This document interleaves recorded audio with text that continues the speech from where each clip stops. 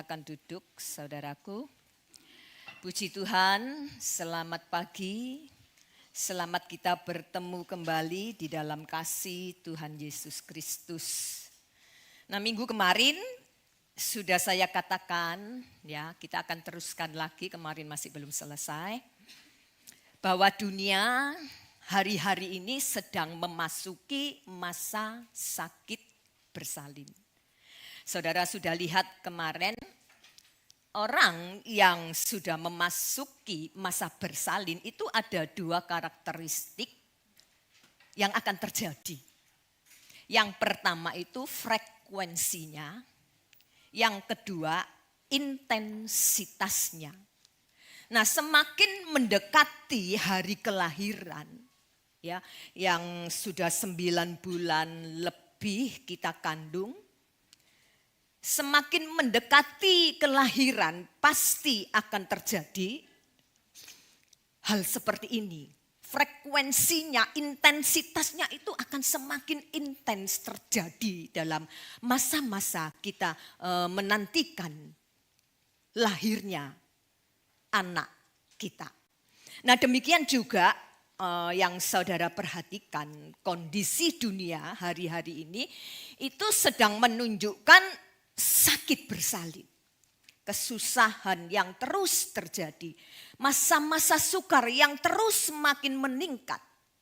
Itu pertanda bahwa Yesus sebentar lagi dia akan datang ke dalam dunia untuk menjemput saudara dan saya. Nah, saudaraku, dari semua peristiwa yang sudah terjadi hari-hari ini, termasuk saudaraku kalau saya mempelajari lagi tentang kemajuan teknologi yang luar biasa, ya. Dan ini pernah dibahas waktu ada di retreat tentang menciptakan AI, ya, atau AI. Artificial intelligence atau pergantian kecerdasan otak manusia. Nah, saudaraku, AI, ya, atau AI ini, coba ditampilkan slide-nya. AI ini mempunyai kemampuan, tapi kemampuannya itu masih dalam taraf terbatas, ya, pada tugas-tugas tertentu saja. Saudaraku, lalu ketika saya melihat lagi, saya mencoba untuk mendalami lagi, ternyata saudaraku, CEO dari AI ini tadi yang bernama Sam Altman, dia menyebutkan nanti akan muncul yang namanya AGI atau AGI gampangnya, ya, AGI. Atau ditulis di situ Artificial General Intelligence. Nah, kalau saudara lihat AGI ini, kemunculan AGI ini masih dalam taraf penyempurnaan. Dan dia pasti akan muncul satu saat. AGI ini masih dalam tahap pengembangan atau penelitian. Saudaraku, kalau saudara lihat AI yang digunakan saat ini seperti kita pakai ChatGPT atau Gemini atau Siri, dan kemampuannya sekali lagi terbatas. Tapi kalau saudara lihat AGI ini, saya tulis di situ biar saudara ini bisa menangkap, memahami yang namanya AGI ini tadi. Saudaraku, saya tulis di situ AGI ini memiliki kemampuan berpikir. Dia dapat memahami berbagai situasi. Dia bisa belajar dari pengalaman baru, bisa mentransfer, ya. Dia juga bisa mengaplikasikan pengetahuan. Bahkan dia bisa mengambil keputusan seperti manusia. Jadi kalau kita lihat cara kerja AI dengan AG ini tadi beda ya.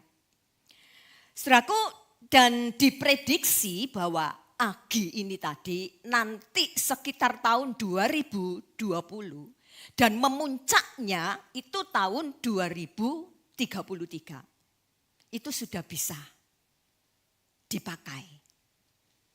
Jadi coba saudara bayangkan, tahun-tahun ke depan akan banyak orang pasti kehilangan pekerjaan. Karena semua bisa diambil alih oleh yang namanya AGI. Dan saya percaya kalau ini sudah terwujud tahun 2030 katanya ya, akan banyak sekali pengangguran yang meningkat signifikan. Kalau saudara lihat sekarang ini aja ya, sudah banyak sekali akibat COVID. Dampaknya itu besar, sangat luas. Banyak sekali perusahaan sudah mulai memutuskan tenaga kerja. Nah saudaraku, apalagi kalau seandainya AGI ini sudah mulai bekerja. Pasti saya percaya kita akan makin menghadapi masa-masa yang sukar, yang sangat sulit sekali.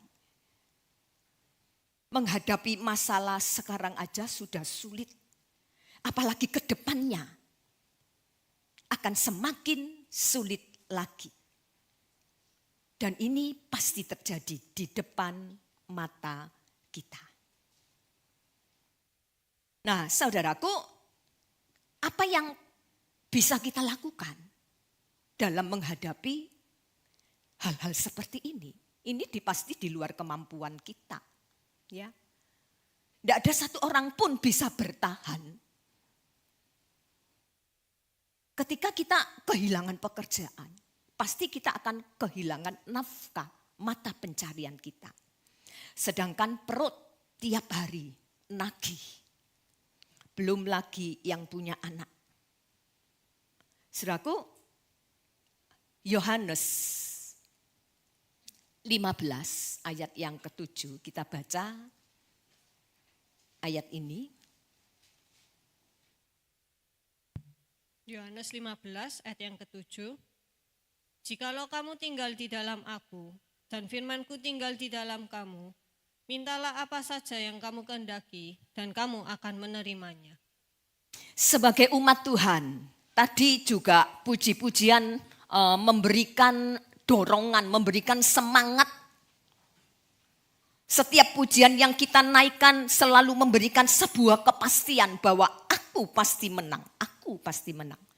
Di balik penderitaan, Allah sudah siapkan kemenangan buat saudara dan saya. Dan dikatakan di dalam ayat ini, ayo tinggal di dalam Yesus. Kata tinggal dalam Yesus ini bukan cuma kita tinggal ya, atau saudara ada di dalam ruangan gereja, saudara setia melayani, tetapi tinggal di dalam Yesus ini bicara tentang hubungan yang karib dengan Tuhan. Memiliki sebuah hubungan yang begitu dekat dengan Tuhan. Dan hanya orang yang tinggal, orang yang punya hubungan yang intim dengan Tuhan, dialah nanti yang akan menerima kemenangan. Nah saudaraku, lalu kita lihat peristiwa apa lagi ya yang paling baru. Kalau saya katakan ini peristiwa masih news ya, baru sekali dari teknologi ini. Seperti tadi saya sudah coba bertanya dengan beberapa jemaat ya. Saya coba suruh telepon saya, ternyata ada fitur-fitur yang sudah diubah. Dan masih juga ada yang tetap. Coba contohnya aja ya. Mungkin sebagian kita nggak update sehingga nggak memiliki fitur-fitur seperti yang ada di gambar ini. Mana gambarnya? Ada 2, coba.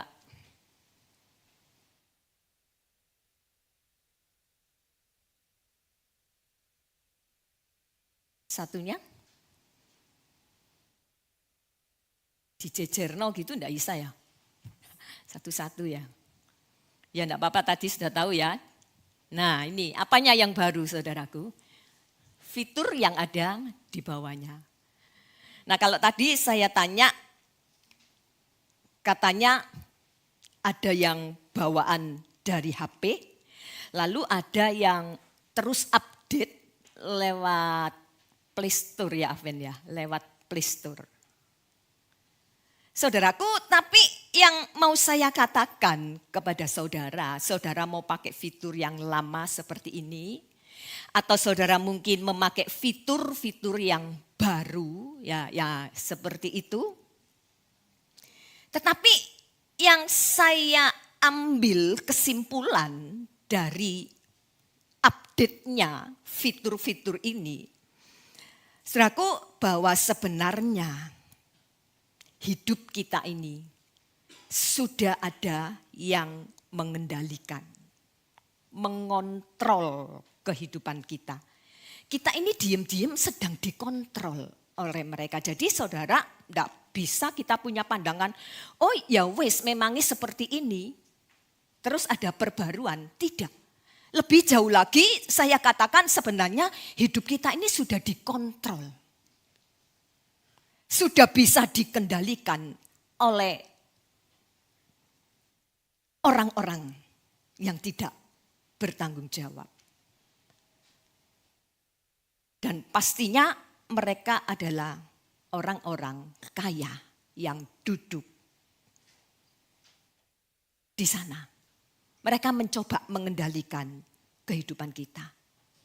Saudaraku, mau enggak mau kita ini seperti sedang digiring untuk masuk dalam agenda mereka. Saudara mau pakai yang baru atau mau pakai yang lama, terserah. Tetapi yang saya katakan kepada saudara, ya, secara sadar atau tidak sadar bahwa kita ini sebenarnya sedang menuju kepada NWO, tatanan dunia baru. Terserah apa yang mereka mau, mereka mengeluarkan ini ya kita tinggal ngikuti aja, bukan cuma sekedar ngikuti, tetapi ingat kita ini sudah ada di bawah kendali seseorang. Ingat penyatuan ini harus terwujud. Tahun berapa saudaraku masih ingat? 2030.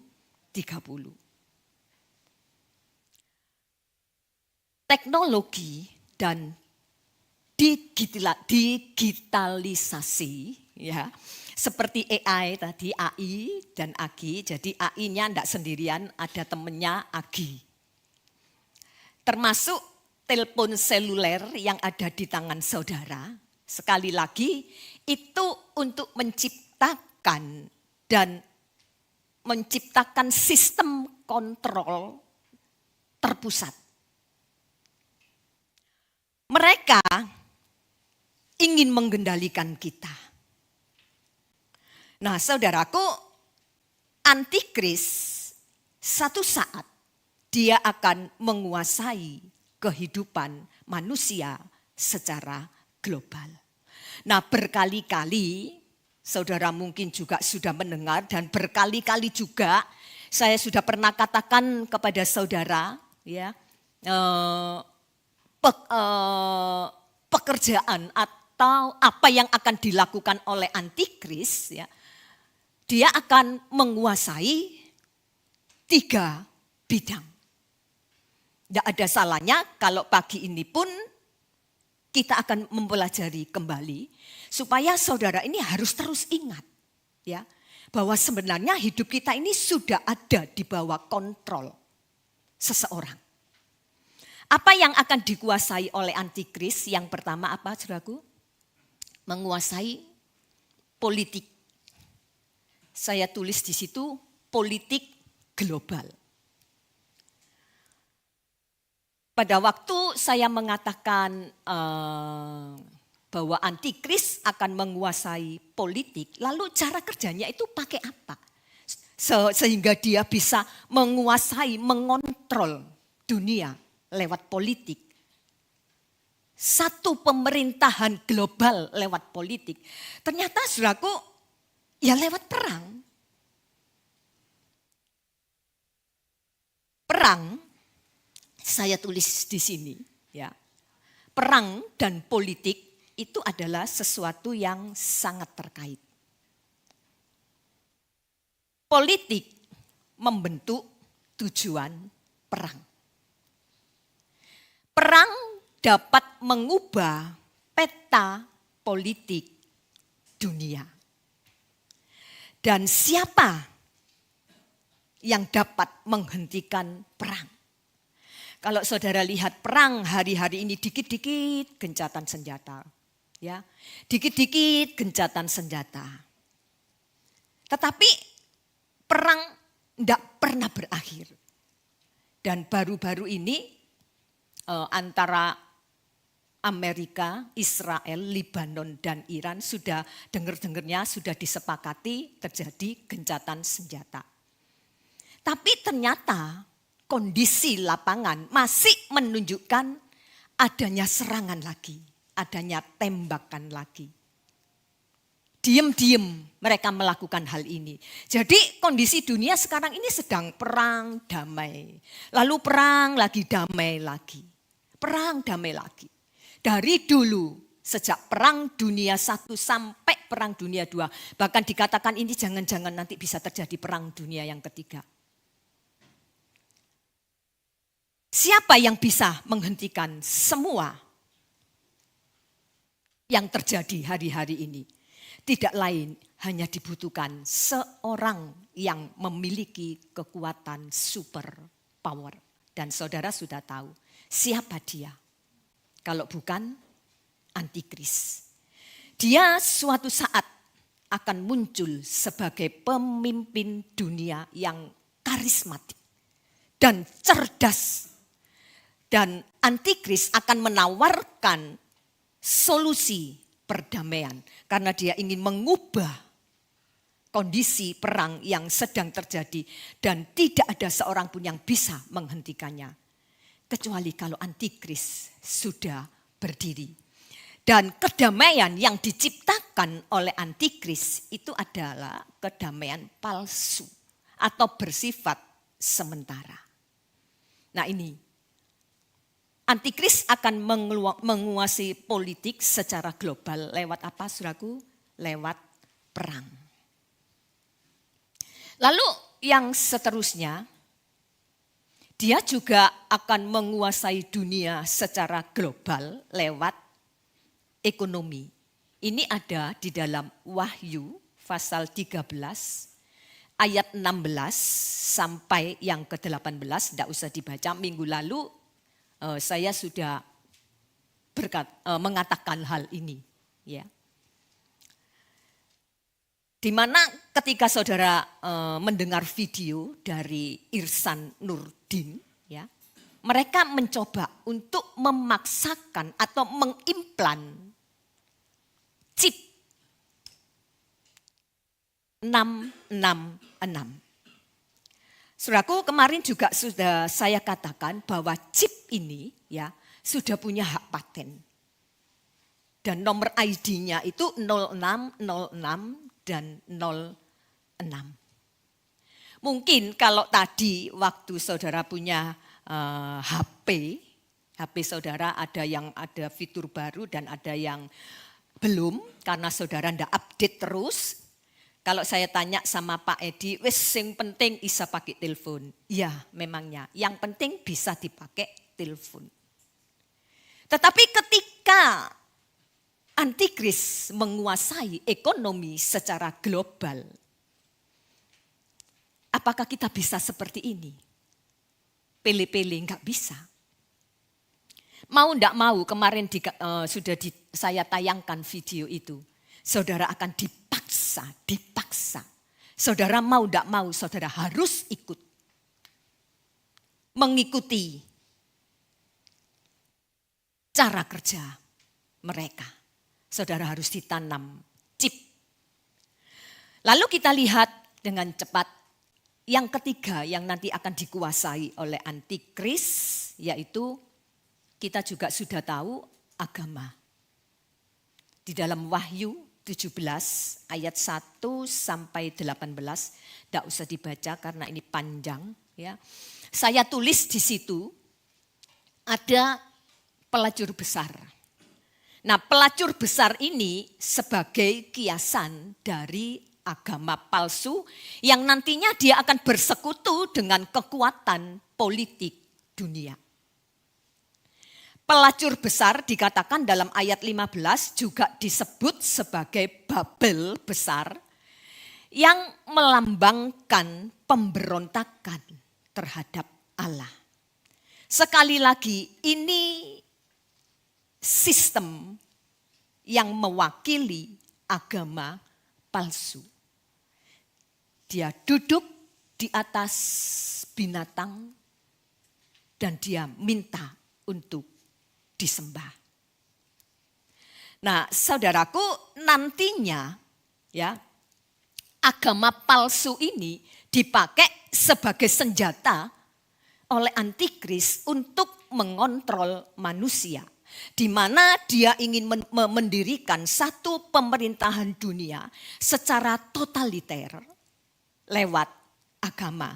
Dengan kata lain, dia menyatakan bahwa mau menyatukan umat manusia lewat agama. Bukankah kalau saudara lihat hari-hari ini ya, waduh kalau sudah ngomong agama, ada yang gerejanya ditutup, ada yang karena agama sampai dibunuh dan lain sebagainya. Tetapi satu saat antikris dia akan duduk di atas binatang dan minta disembah. Lewat penyembahan kepada dia, maka sama dengan menghilangkan berbagai agama dan cuma ada satu agama saja. Sekali lagi tujuannya adalah untuk menyatukan supaya tidak terjadi rebut-rebut, ya, tidak terjadi saling membunuh. Lalu ketika saya mencoba mempelajari kembali, saudaraku, ternyata perubahan iklim yang sering terjadi, ya.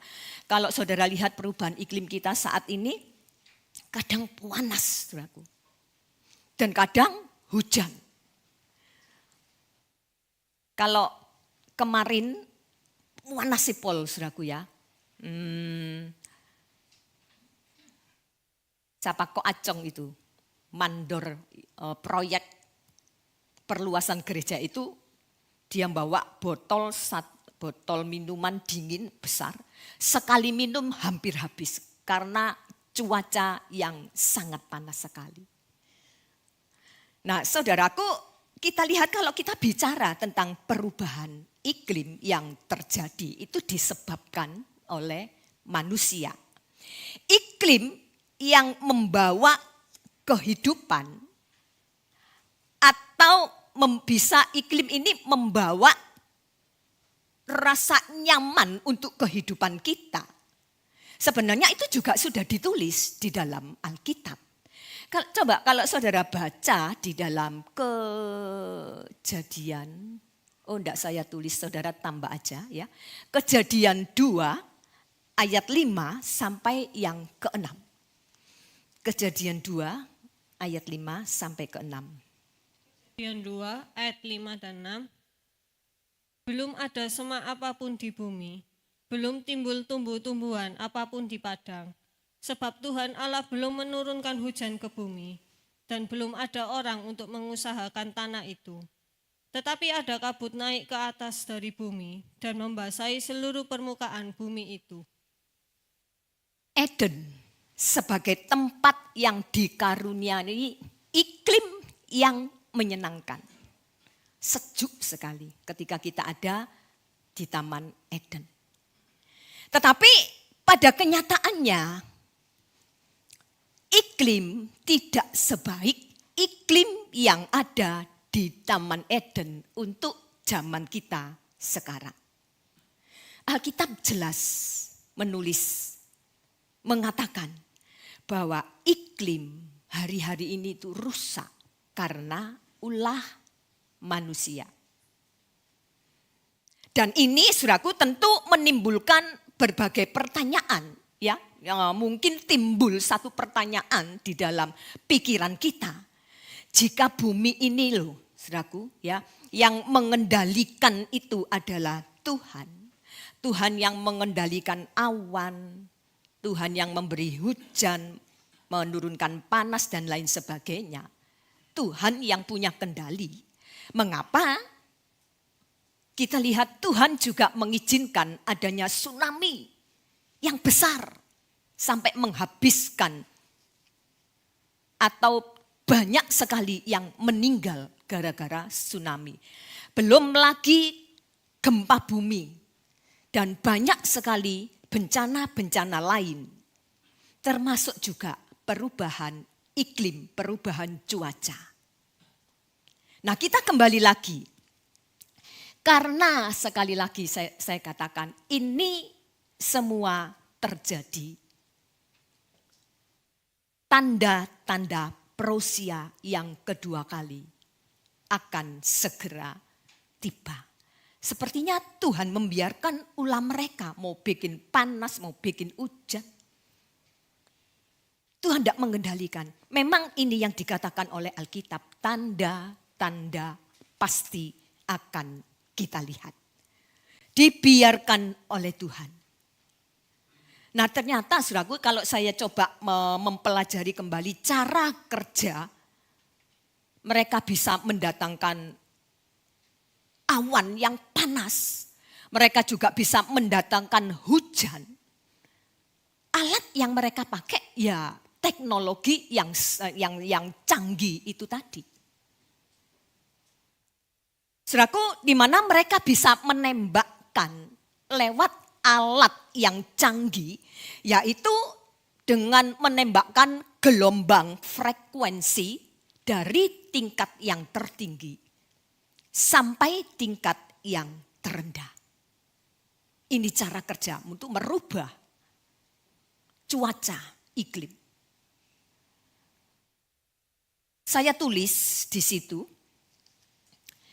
kalau dari tingkat tinggi, ya, mereka bisa membuat atmosfer atau lapisan gas yang menyelubungi bumi.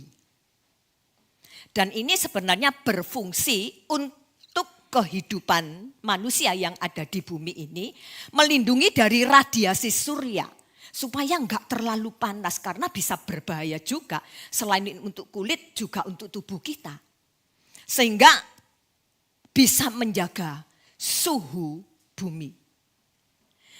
Nah saudaraku, kalau seandainya gelombang frekuensi tadi ditembakkan pada tingkat yang terendah, biasanya ini merupakan tempat terjadinya, ya, yang ditembakkan itu menjadi tempat terjadinya fenomena cuaca.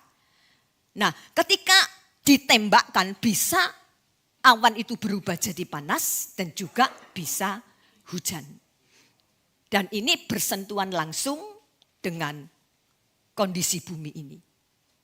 Nah ini pelajaran yang mungkin saudara pernah terima waktu saudara sekolah.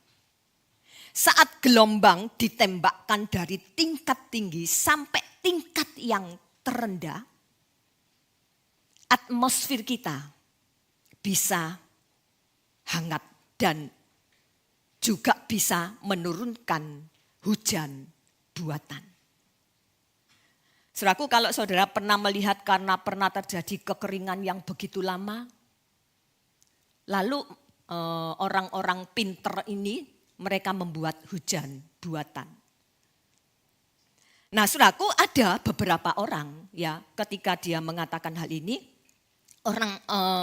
orang-orang itu pernah melihat ada sebuah pesawat ya yang terbang di atas seperti jet gitu, saudaraku, yang ekornya itu bisa mengeluarkan asap. Dan asapnya itu panjang sekali.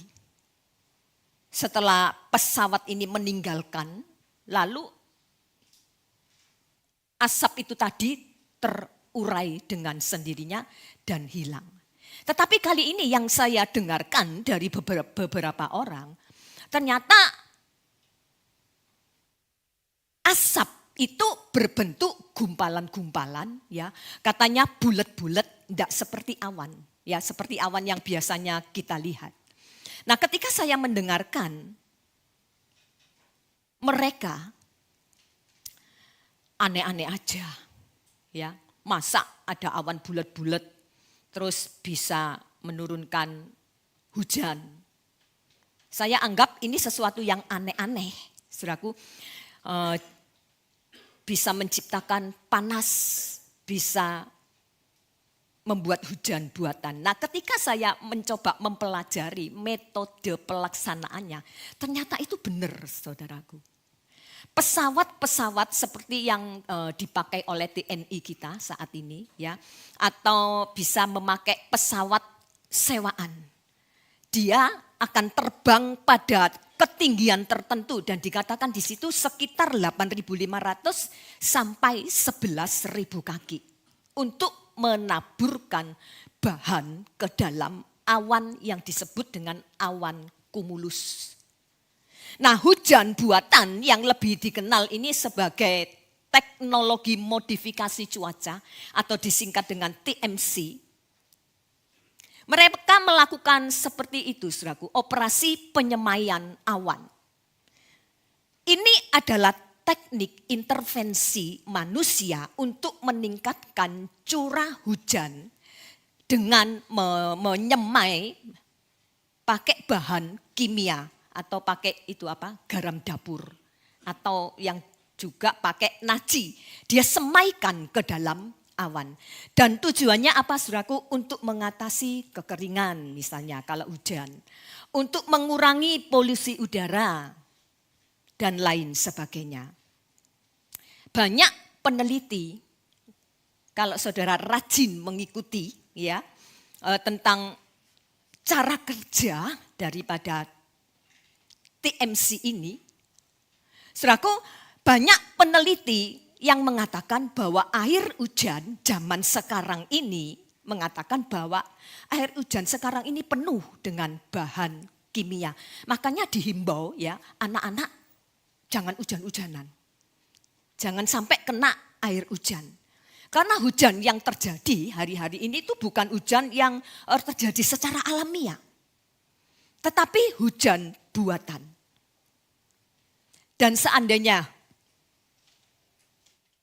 gelombang frekuensi tadi ditembakkan ke satu tempat, itu bisa merubah atau bisa menyebabkan tsunami besar.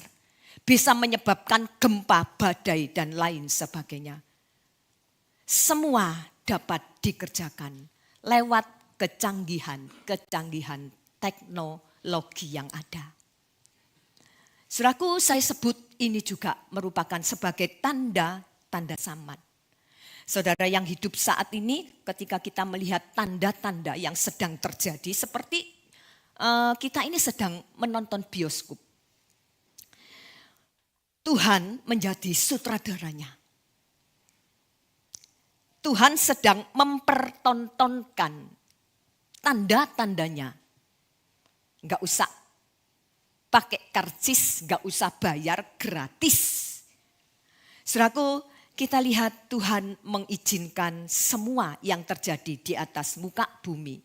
Dan itu sebenarnya untuk mengingatkan bahwa parousia sudah tidak lama lagi.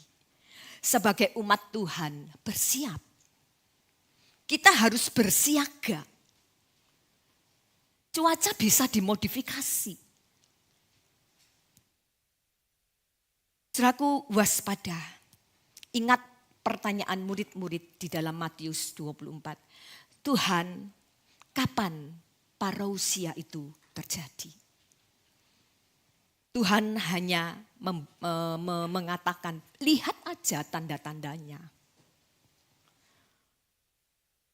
Sekarang kita masuk yang nomor 2. Masih ingat saudaraku, yang nomor 2 kemarin saudara sudah tulis kedatangan Yesus kedua kali, atau di dalam bahasa Yunaninya itu disebut parousia. Nah, saudara perhatikan ya, sifat kedatangan Yesus yang kedua kali ini akan terlihat. Bahkan saya katakan bersifat fisik. Seperti saat dia naik ke surga. Dia datang di atas awan-awan untuk membawa penghakiman dan keselamatan terakhir. Dan yang nantinya musuh terakhir akan dihancurkan.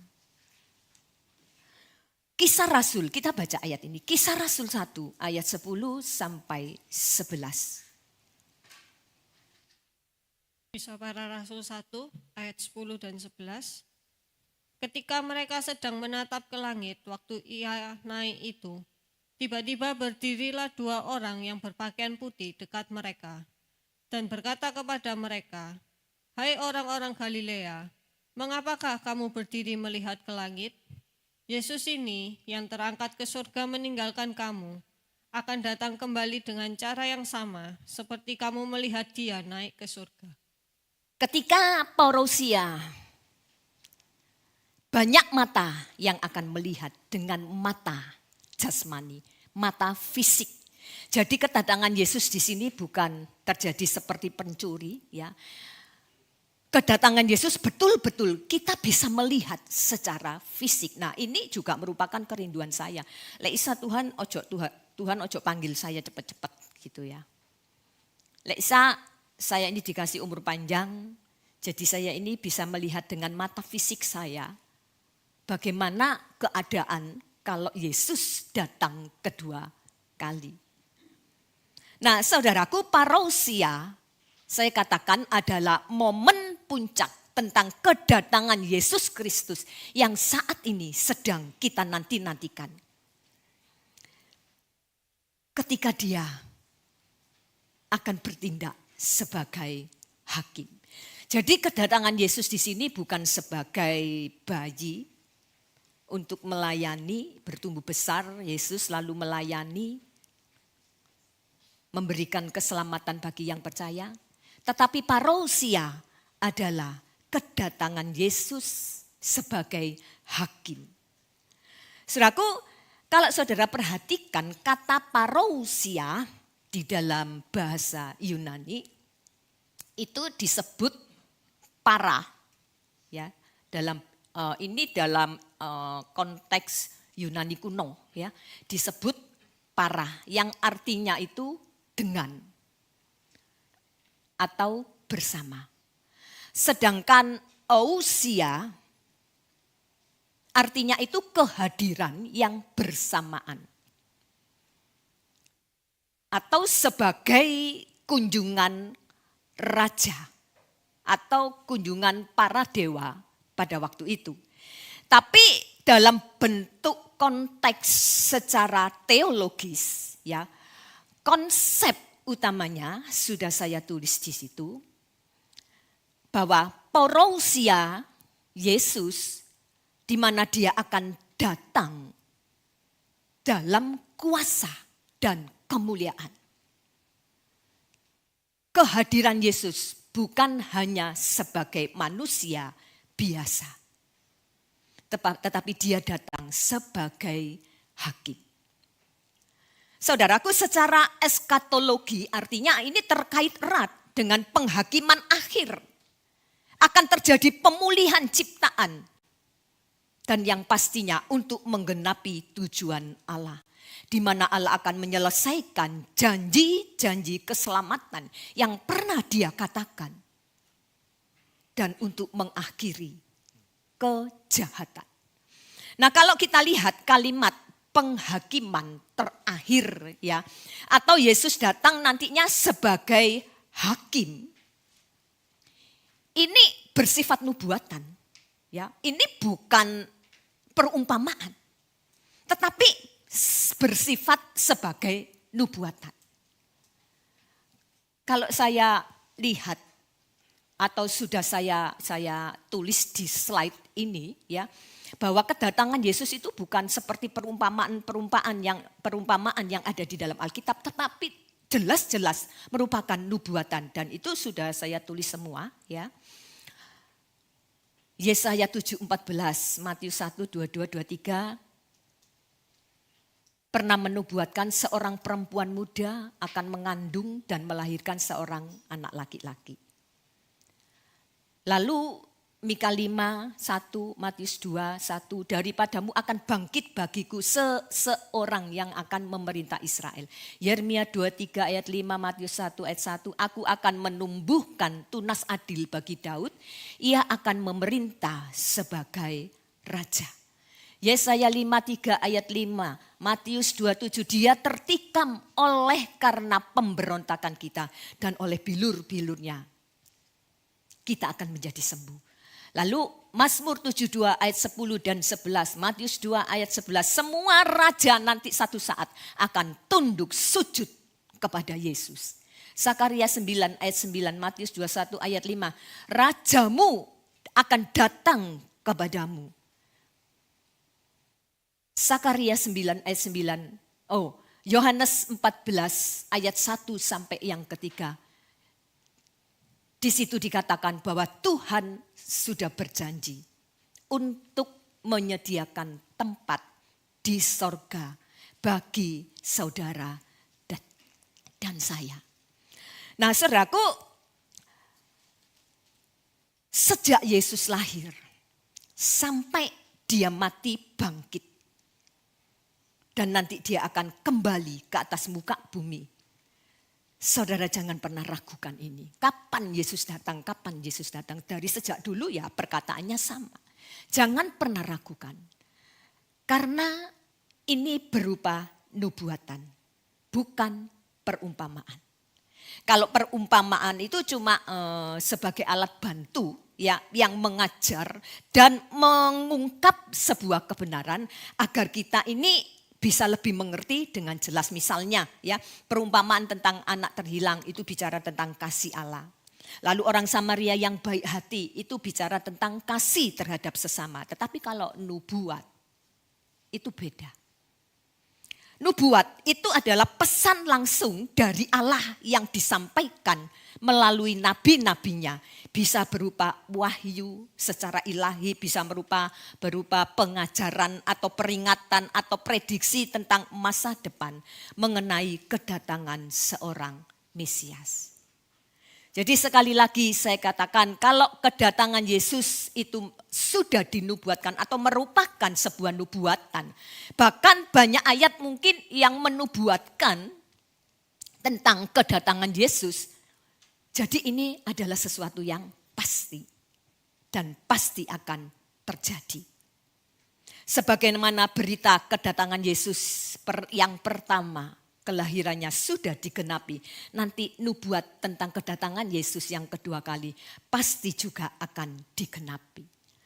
Nah, saudaraku, di dalam Matius 24 ayat yang ke-36, kita coba baca ayat ini.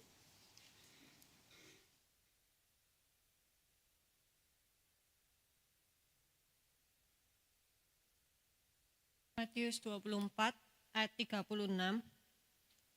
Tetapi tentang hari dan saat itu tidak seorang pun yang tahu. Malaikat-malaikat di surga tidak, dan anak pun tidak, hanya Bapa sendiri. Di sini ada 3 kelompok orang yang tidak mengetahui parousia.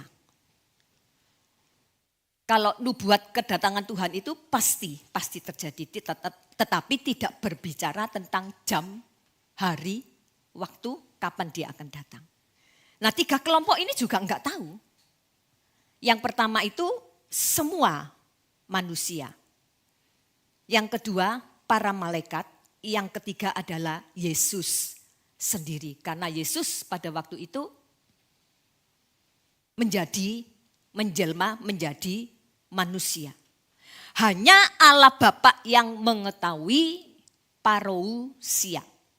Jadi penekanannya itu sebenarnya tentang parousia ini adalah ketidaktahuan. Tapi dengan memperhatikan tanda-tanda yang sudah dikatakan Tuhan kepada murid-muridnya. Perhatikan saja tanda-tandanya. Dan di situ kita akan mengerti bahwa nubuat ini sebentar lagi akan terjadi. Nah, saudaraku, nubuat, saya tulis di sini, nubuat yang digenapi di masa lalu itu menjadi dasar iman kita. Ya. Jadi jangan sampai saudara ini meragukan kedatangan Tuhan, kita jadi bimbang. Kok enggak datang-datang, itu hanya omongan pendeta saja. Hanya omongan hamba Tuhan saja. Tidak. Nubuat yang digenapi di masa lalu jadikan sebagai dasar dari iman kita. Bahwa janji mengenai kedatangan yang kedua kali adalah suatu kepastian. Nah, parousia disebut juga sebagai sesuatu yang final, terakhir atau pamungkas. Karena peristiwa ini, saudaraku, menjadi puncak sejarah dan penyelesaian misi Allah di dalam dunia ini. Kedatangannya ini bukan lagi sebagai juru selamat. Seperti tadi sudah saya katakan, bukan sebagai juru selamat, tetapi sebagai hakim. Sebagai hakim. Ketika hakim sudah berdiri, menghakimi kehidupan kita, tidak ada yang bisa lolos pada waktu penghakiman itu dimulai. Roma 14 ayat 10 sudah saya tulis di situ. Semua akan, perhatikan kata akan menghadap takhta pengadilan Tuhan. Lalu 2 Korintus 5 ayat 10a. Semua harus. Jadi mau tidak mau, kita pasti akan menghadap takhta pengadilan Allah. Nah, sekarang kita datang pada satu pertanyaan. Mengapa hari penghakiman itu seperti sesuatu yang penting banget, ya? Mengapa harus ada penghakiman? Kalau Allah itu kan tahu semua perbuatan kita, mulai dari A sampai Z dia itu sudah tahu semua. Kenapa harus ada penghakiman? Terus tinggal Tuhan cemplung gitu aja. Kenapa harus ada penghakiman? Dan saya tulis mengapa hari penghakiman itu sangat penting sekali. Karena yang jelas Tuhan ingin menegakkan keadilan yang sejati. Menegakkan keadilan yang sejati. 2 Korintus 5 ayat yang ke-10. Tidak usah dibaca, di situ dikatakan. Setiap orang baik maupun jahat, dia akan dihakimi. Galatia 6 ayat 5, setiap orang akan memikul tanggungannya sendiri. Roma 14 ayat yang ke-12, masing-masing semua kita yang duduk di sini, mulai yang di atas mimbar sampai yang ada di bawah mimbar, semua tidak terkecuali akan menghadap, akan mempertanggungjawabkan setiap perbuatan kita. Apa yang kita buat selama kita masih hidup di atas muka bumi ini. 2 Korintus 5 ayat yang ke-10, Galatia 6 ayat yang ke-5. Kita baca Galatia 6 ayat yang ke-5.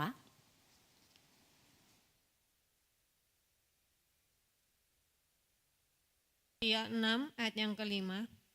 Sebab tiap-tiap orang akan memikul tanggungannya sendiri. Kita lihat setiap orang, ya, tidak terkecuali masing-masing pribadi akan memikul tanggungannya sendiri. Nah, saudaraku, sekarang kita akan lihat siapa nanti yang akan diadili oleh Tuhan. Ini mungkin sudah disampaikan oleh Bapak Hezki, ya. Tetapi tidak ada salahnya kalau saat ini kita akan melihat kembali. Supaya membuat kita ini makin bersiap-siap. Bahwa parousia itu sebentar lagi akan datang di atas muka bumi ini. Yang pertama ada 2 kitab yang dipakai untuk menghakimi. Di dalam Wahyu 20 ayat 11 sampai 15 tidak usah dibaca, ya. Ada perkataan setiap manusia, dan di dalam ayat 12 orang-orang mati besar dan kecil itu nanti yang siap untuk diadili. Dan ada 2 kitab yang dipakai untuk mengadili atau menghakimi, lebih tepatnya menghakimi, ya. Karena Tuhan sebagai hakim, ya Dia akan menghakimi. Saudaraku, ketika takhta pengadilan Allah yang adil pada akhir zaman itu terjadi,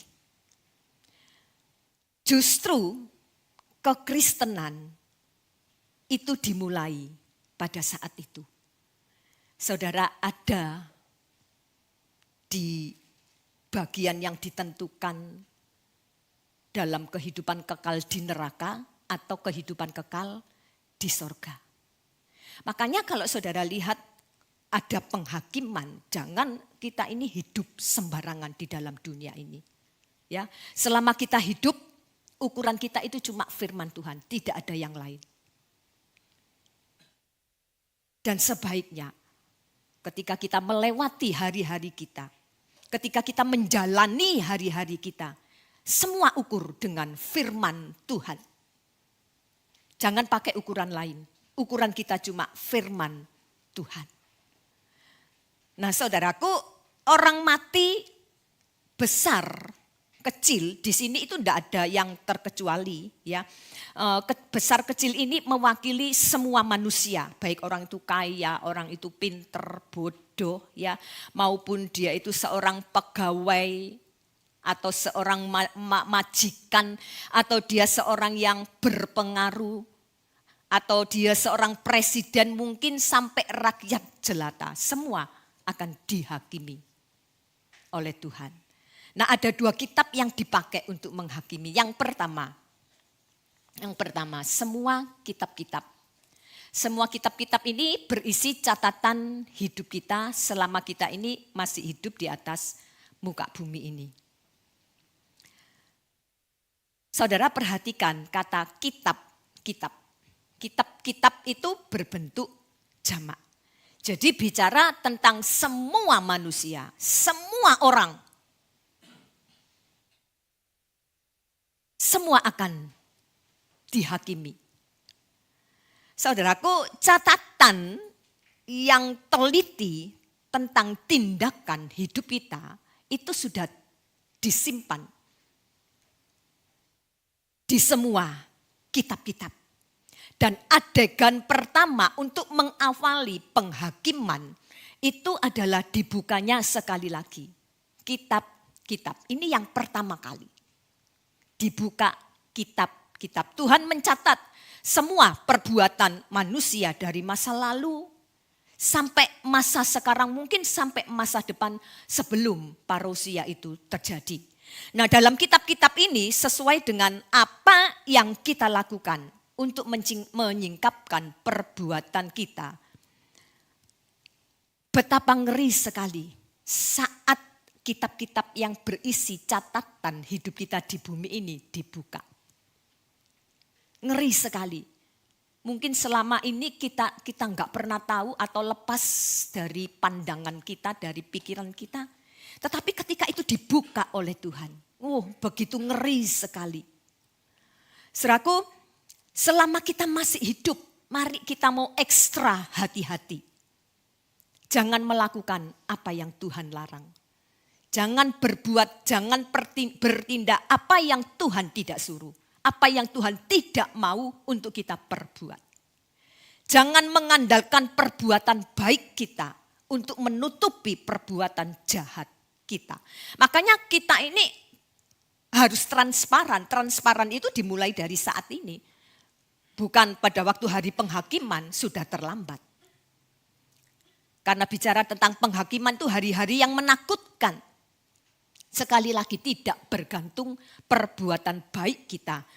Hanya untuk menutupi ketidakbaikan. Banyak ketidakbaikan yang terjadi dalam kehidupan kita. Tidak ada gunanya sama sekali. Ketika hari penghakiman itu tiba, justru yang Tuhan perhatikan perbuatan-perbuatan jahat kita. Kenapa yang baik-baik kok tidak diperhatikan? Ya karena perbuatan baik manusia itu seperti kain kotor, seperti kain lara. Najis di hadapan Tuhan. Bukan berarti saudara harus berhenti berbuat baik. Saudara harus terus berbuat baik. Itu terdapat di dalam Yesaya 64 ayat yang ke-6 sudah saya tulis di situ. Perbuatan baik manusia itu seperti kain yang cemar di hadapan Allah yang kudus.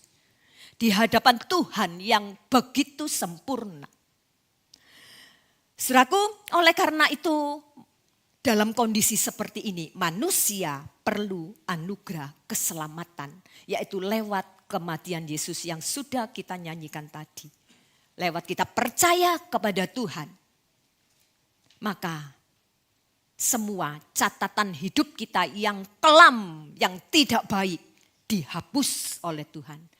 Dan kalau beberapa hari Rabu kemarin kita juga sudah membahas. Orang yang beriman, percaya Tuhan pasti selamat. Dan orang yang beriman, yang percaya Tuhan pasti akan ada buahnya yang dihasilkan.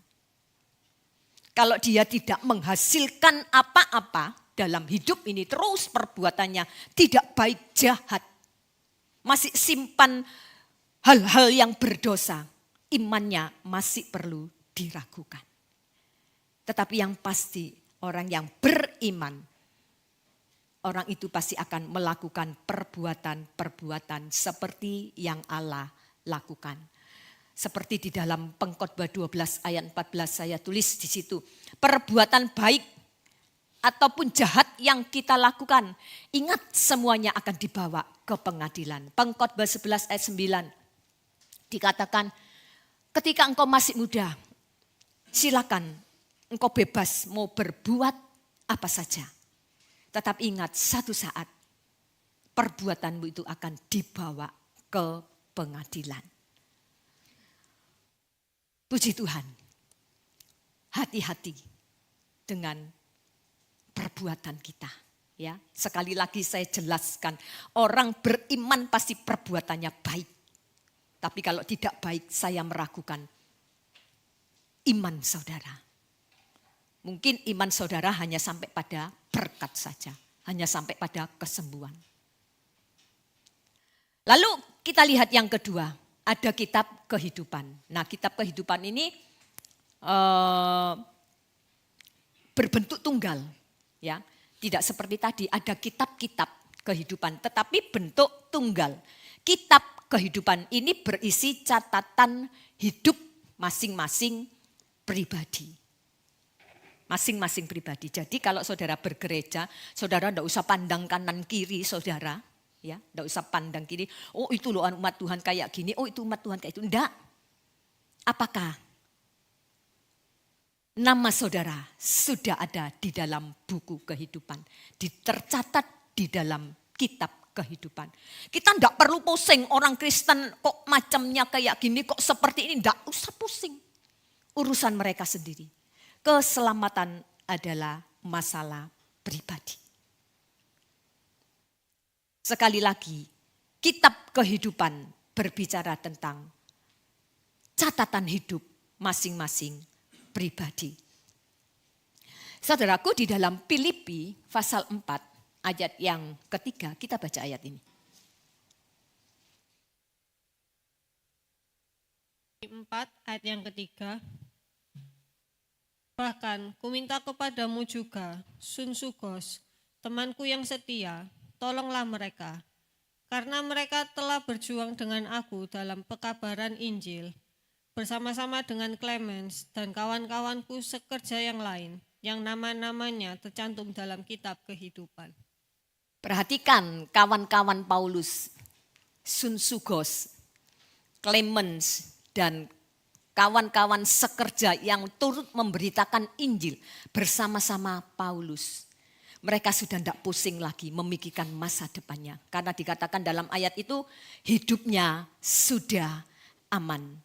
Karena apa? Nama-nama mereka sudah tercantum di dalam buku kehidupan.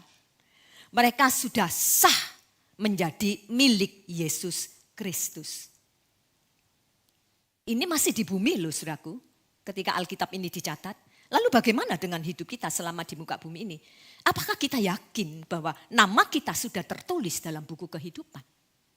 Ya kembali lagi perhatikan perbuatan saudara. Kalau saudara beriman, perbuatanmu pasti baik. Pasti sejalan, pasti seturut dengan kehendak Tuhan. Kalau itu bukan kehendak Tuhan, kita akan tinggalkan. Puji nama Tuhan. Di dalam Roma 2 ayat 6 tidak usah dibaca di situ, saya tulis. Ketika kita terus mempertahankan hal-hal yang tidak baik, maka akan ada pembalasan dari Tuhan. Dikatakan di situ orang-orang yang tidak bertobat, orang-orang yang tidak percaya, seperti dia itu sedang menyimpan murka Tuhan terhadap dirinya sendiri. Roma 1 Yohanes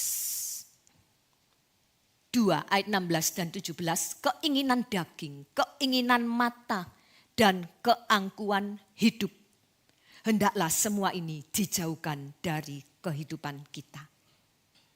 Karena semua keinginan daging, mata, keangkuhan hidup, semua kenikmatan, kepuasan yang seringkali saudara merasa saya dapatkan dari dunia ini, satu saat akan lenyap. Saudaraku, perhatikan waktu penghakiman ini akan ditegakkan pada hari itu. Ya, perbuatan-perbuatan di masa kini, ya, masa di mana Tuhan masih memberikan kesempatan kita untuk memperbaiki kelakuan kita yang tidak benar. Saudaraku, harus saudara lakukan saat ini. Masih ada kesempatan karena hari penghakiman itu belum datang. Saudaraku, sebab kita tahu bahwa di hari penghakiman akan ada konsekuensi yang harus kita hadapi. Lalu kita lihat sekarang Wahyu 21 ayat yang keempat. Wahyu 21 ayat yang keempat, kita baca ayat ini. Wahyu 21 ayat yang keempat. Dan ia akan menghapus segala air mata dari mata mereka, dan maut tidak akan ada lagi. Tidak akan ada lagi perkabungan, atau ratap tangis, atau duka cita, sebab segala sesuatu yang lama itu telah berlalu. Inilah saat yang kita nantikan. Saudara mungkin saat ini hidup menderita di dalam dunia, karena kita tidak bisa menuruti, memuaskan keinginan-keinginan kita sendiri. Tidak masalah. Sepertinya kita menderita, kita harus menangis lihat orang lain kok enak, bisa gini, bisa gitu. Bisa pergi ke sana kemari, sedangkan saya enggak, harus menahan daging kita. Betul-betul kita mati bagi keinginan kita sendiri. Tetapi ingat, ketika kita tiba di sana, Allah akan menghapus air mata kesedihan kita. Dan dia akan berjanji untuk memulihkan segala sesuatu yang tidak pernah kita dapatkan selama kita ada di atas muka bumi ini. Ternyata saudaraku, setelah saya renungkan kembali, masih ada satu kitab. Kalau di dalam Wahyu kan cuma ada 2 kitab. Kitab-kitab kehidupan dan kitab-kitab apa saudaraku? Semua kitab-kitab. Ternyata masih ada satu kitab. Catatan saya tulis di situ ya, masih ada satu catatan hidup yang Tuhan titipno sama Paulus sebelum menjelang hari H. Kita lihat Roma 2 ayat 15. Ini yang dititipno Tuhan. Catatan hidup kita ini, baca ayat ini. Roma 2 ayat yang ke-15. Sebab dengan itu mereka menunjukkan bahwa isi hukum Taurat ada tertulis di dalam hati mereka dan suara hati mereka turut bersaksi dan pikiran mereka saling menuduh atau saling membela. Ini saudara bisa kasih nomor 3 mungkin ya, saudara tambahkan. Catatan hidup yang dititipno Tuhan kepada Paulus, dikatakan ayat ini, tersimpan dalam hati dan pikiran kita sendiri. Ini merupakan sejarah lengkap tentang segala sesuatu yang ada di dalam hati dan ada di dalam pikiran kita. Lengkap banget ini, saudaraku. Mungkin orang enggak tahu. Misalnya, Debbie ini saya nyimpen sakit hati. Wis elek, jahat. Debbie enggak akan tahu saya. Tetapi catatan yang tersimpan dalam hati dan pikiran itu cuma saya sendiri yang tahu. Dan itu nanti juga akan dibuka oleh Tuhan. Saudaraku, catatan ini ditulis seorang yang bernama John Taylor, ya, John Taylor. Dia mengatakan seperti ini. Individu itu sendiri yang menceritakan kisah dirinya dan memberikan kesaksian tentang dirinya sendiri. Individu itu sendiri. Saudara sendiri, orang lain tidak tahu. Seringkali kita simpen rapat-rapat, tidak ada orang yang tahu. Catatan itu ya yang ditulis oleh orang itu sendiri adalah catatan yang timbul dari hati kita. Dan catatan itu tidak akan pernah dapat berdusta. Dan itu juga nanti sekali lagi yang akan disingkapkan ketika penghakiman itu terjadi. Selaku penghakiman akhir, saya katakan bukanlah seperti tuntutan seorang jaksa atau pengadilan manusia. Seperti kita perlu adanya pembela, kita perlu pengacara, tidak. Melainkan vonis berdasarkan catatan hidup manusia yang terbuka semua di hadapan Tuhan. Saya enggak sempat cari ayatnya. Tuhan itu tahu sampai kedalaman hati kita. Dia tahu persis. Itu sebabnya ada lagu yang mengatakan hitam atau putih catatan hidup ini. Apa yang terkandung dalam hati dan pikiran kita. Hitam atau putih. Pikirkanlah sekarang. Bukan dipikirkan setelah pulang dari gereja. Tetapi saat kita dengar firman Tuhan, pikirkanlah sekarang. Lalu dengan cepat kita akan lihat ayat 13. Orang mati di laut, di darat, di udara, semua nanti akan dibangkitkan. Yohanes 5 ayat 2 dan ayat 29 dikatakan mayat-mayat yang ada di dalam kubur akan menyerahkan orang-orang mati.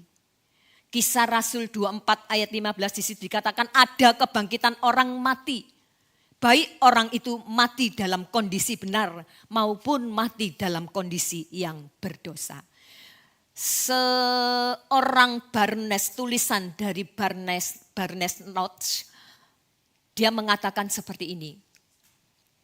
Mati atau semua yang terkubur dalam kedalaman lautan, artinya mati di laut. Itu bisa karena kecelakaan kapal tenggelam, pesawat jatuh di laut atau dibunuh karena perang, atau karena banjir bandang, atau karena tsunami. Orang yang mati ini ketika hari penghakiman itu tiba semua akan dibangkitkan. Ayat 13b, maut menyerahkan orang-orang yang ada di dalamnya. Apa yang dimaksud di sini? Adam Clark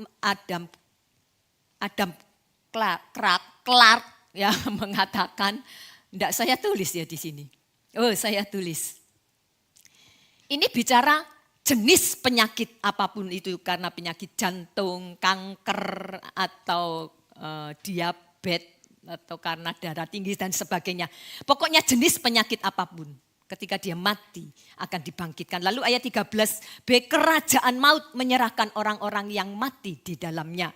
Kerajaan maut ini bicara tentang Hades, tempat berkumpulnya orang mati yang tidak percaya Yesus. Jadi semua ketiga-tiganya ya akan dibangkitkan oleh Tuhan. Orang yang mati di laut, di darat, bahkan di udara akan bangkit dengan serentak, dan mereka sebelum memasuki kematian yang kekal, dia akan dihakimi sesuai dengan apa yang dia perbuat. Nah, saudaraku, penutup, saya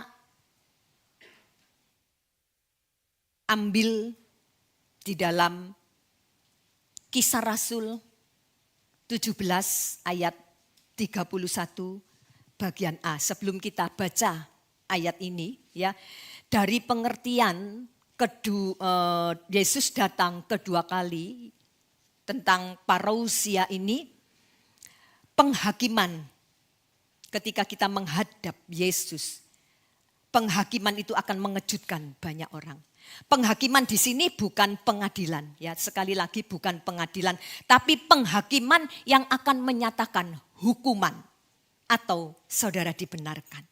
Nah, mengenai keadilan Allah itu ditulis di dalam Kisah 17 ayat 31a, punya tanggung jawab pribadi. Semua masing-masing punya tanggung jawab pribadi.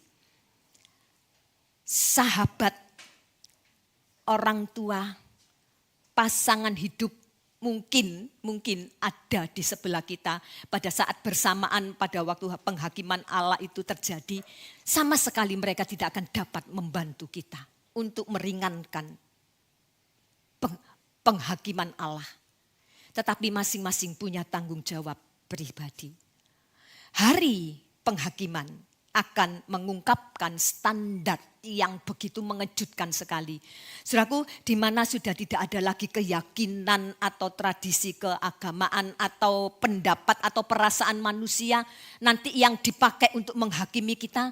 Tetapi seperti tadi sudah saya katakan bahwa standar penghakiman kita itu adalah ukurannya firman Tuhan.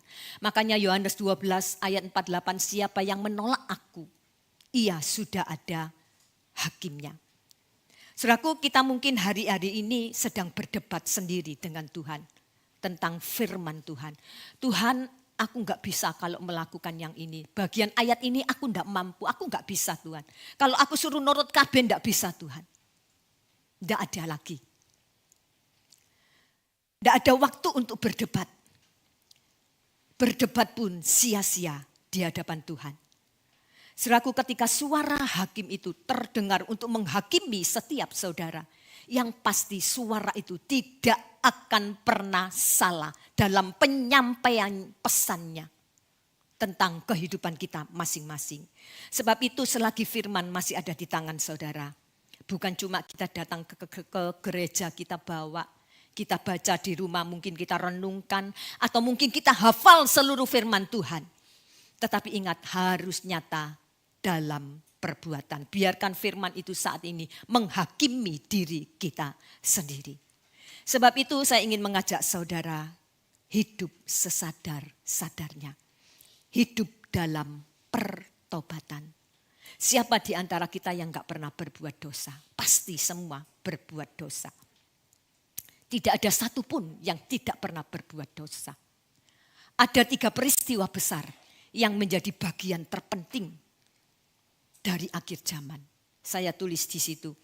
Penyingkiran gereja atau denominasi lain mengatakan tentang pengangkatan. Atau yang kedua masa tribulasi. Atau yang ketiga parousia, bicara tentang kedatangan Yesus. Berkali-kali saya ingatkan kepada saudara, kita tidak usah terlalu jauh mikir kapan Yesus kembali, kapan Yesus kembali. Tetapi mari persiapkan kita masuk dalam penyingkiran gereja. masuk dalam pengangkatan. Saat ini saudara datang kepada Tuhan, akui semua perbuatan kita. Tuhan itu adalah Tuhan yang suka mengampuni saudara. Berapapun besar tinggi dalam luasnya dosa yang saudara pernah buat. Sebelum parousia itu datang atau sebelum penyingkiran itu terjadi. Kita mau memperbaiki semuanya. Puji nama Tuhan.